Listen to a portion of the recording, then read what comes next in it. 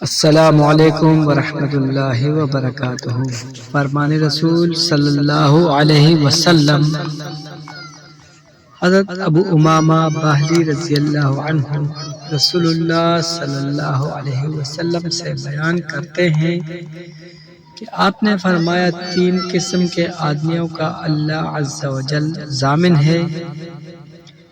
جو شخص اللہ کی راہ میں جہاد کے لیے نکلا تو اللہ اس کا ضامن ہے، حتیٰ کہ اگر اس کی وفات ہو جائے تو اس کو جنت میں داخل کرے گا یا اجر و ثواب اور غنیمت کے ساتھ واپس لوٹائے گا۔ دوسرا وہ آدمی جو مسجد کی طرف گیا تو اللہ تعالیٰ اس کا ضامن ہے، حتیٰ کہ اگر اس کی وفات ہو جائے تو اس کو جنت میں داخل کرے گا یا اجر و ثواب اور غنیمت کے ساتھ لوٹائے گا۔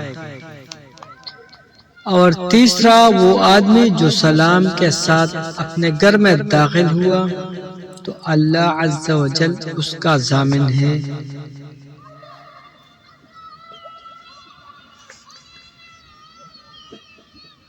سنن ابی داؤد کی یہ حدیث ہے 2494 نمبر۔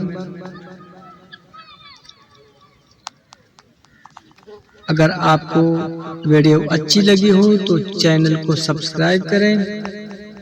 جزاک اللہ خیرا۔